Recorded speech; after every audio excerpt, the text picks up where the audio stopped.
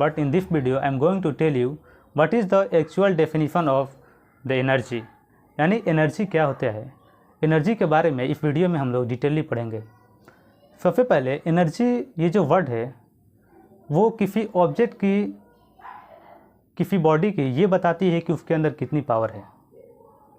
यानी जैसा कि हमने डेफिनेशन में लिख रखा है कि the capacity of doing work is called energy. यानी किसी बॉडी की जो एनर्जी होती है वो ये बताती है कि उसके अंदर काम करने की कितनी क्षमता है।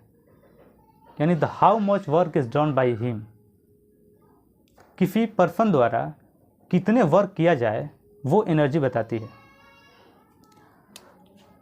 The biggest source of energy is the sun. वैसे तो एनर्जी बहुत सारे चीज़ों से हमें प्राप्त होती है, बहुत सारे जगह से मिलती है, लेकिन एक वो चीज़ है जो हमें अल्टीमेट सोर्स देता रहता है, जो हमारा है फन, जिसके वजह से जो हमारा लाइफ है वो अर्थ पर एग्जिस्टेंस है। यानी द फन नहीं होता तो हमारे पृथ्वी पे ये जो जितनी भी एग्जिस्टेंस मटेरियल मिल पा रही है वो फन के वजह से, इसलिए कई बार इसे अल्टीमेट सोर्स ऑफ लाइट भी हमें कहा जाता है। तो एनर्जी का जो मेजर स्रोत है वो फन को ही बोला जाता है, ऐसा माना गया है। वैसे एनर्जी तो हमें बहुत सारी चीज़ों से मिलती है, इलेक्ट्रिसिटी से हमें लाइट, हीट, वैसे डिफरेंट टाइप की एनर्जी मिल पाती है, लेकिन जो हमारा मेन सोर्स ऑफ एनर्जी होता है वो अभी तक फन को ही माना गया है। वर्क की तरह जो हमारा एनर्जी होता है वो भी स्केलर क्वांटिटी होता है। यानी जिस प्रकार से वर्क में डायरेक्शन नहीं होता है उसी प्रकार से एनर्जी के अंदर भी डायरेक्शन नहीं होता है, बल्कि केवल मैग्नीट्यूड ही पाए जाते हैं। जो एनर्जी का ऐसा यूनिट होता है वर्क की जैसा जूल पाया जाता है। चूँकि जूल एक छोटा यूनिट है इसलिए बड़े यूनिट में मेजर करने के लिए हमें किलो जूल की यूज करते हैं। तो 1 kilo joule is equals to 1000 joule होता है। यानी किलो को आपको 1000 से कंपेयर करना है ऐसे याद रखने के लिए। तो जो हमारा बिगेस्ट यूनिट होता है वो 1 किलो जूल को आप लोग 1000 जूल कहते हैं। कई बार कई बुकें में क्या करता है कि 1 किलो जूल को 10⁻³ कर देता है, तो बात वही हुआ कि 100 हो जाएगा। तो ऐसे कन्फ्यूजन नहीं होना है। जैसे हम बात करें एनर्जी में, तो एनर्जी एक ऐसा टॉपिक है जिसके अंदर बहुत सारे चीज़ों को कंबाइन करके आता है। जैसे हमारे अंदर जितना एनर्जी होगा उतना ही हम काम कर पाएंगे, किसी दूसरे व्यक्ति के अंदर जितना एनर्जी होगा वो उतना ही कर पाएगा। इस प्रकार से एक लॉ डिफाइन किया गया है जिसे हम लोग आगे बात करेंगे, उसे कहते हैं conservation of energy, law of conservation of energy.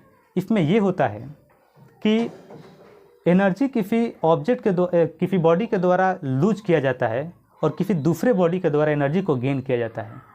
यानी the net energy of the universe is conserve. यानी पृथ्वी पे जितने भी एनर्जी है वो कंजर्व होता है। यानी एनर्जी को ना हम क्रिएट कर सकते हैं ना हम डिस्ट्रॉय कर सकते हैं।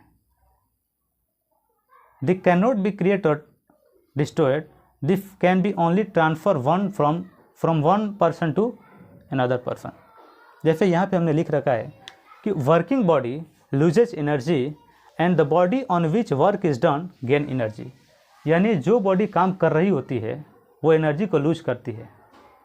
जैसे हम किसी, मान के चलिए यहाँ पे ब्लॉक रखा है, 1 सेकेंड, मान के चलिए कि यहाँ पे हमने एक ब्लॉक रखा है, ठीक है, एक भारी सा हमने ब्लॉक रखा है और इस ब्लॉक पे हम यहाँ से फोर्स लगाएं, ठीक है, यहाँ से इसको धक्का दे हम, और ये जो हमारा जो एनर्जी है हम अपने एनर्जी से इस ब्लॉक को उधर डिस्प्लेस करें।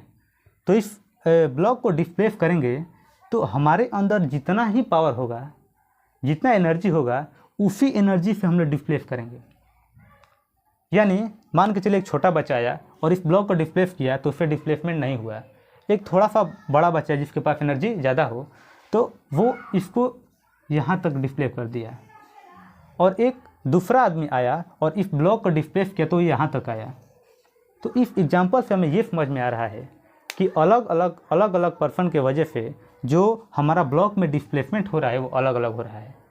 इससे ये समझ में आ रहा है कि एनर्जी कोई बनाता नहीं है, ना ही कोई हटाता भी है, बट एनर्जी को ट्रांसफ़र करता है। यानी जिसके पास जितना एनर्जी है वो अपने एनर्जी को उतना दूर तक ट्रांसफ़र किया, उतना दूर तक ले गया। छोटा बच्चा था तो छोटा बच्चा की वजह से थोड़ा सा डिस्प्लेसमेंट हुआ, वहीं जो बड़ा आदमी आया तो एनर्जी ज़्यादा है, चूँकि एनर्जी ज़्यादा है तो ज़्यादा अपना डिस्प्लेसमेंट दिखाया। तो एनर्जी ये बताता है कि किसी भी बॉडी का जो वर्क करने की क्षमता होती है वो डिस्प्लेसमेंट में हमें दिखता है। यानी जितना ज़्यादा एनर्जी होगा आदमी इतना ज़्यादा काम कर पाएगा। वैसा ही हमने यहाँ पे देखा कि एनर्जी के अलग अलग एनर्जी के वजह से अलग अलग हमें देखने को मिला।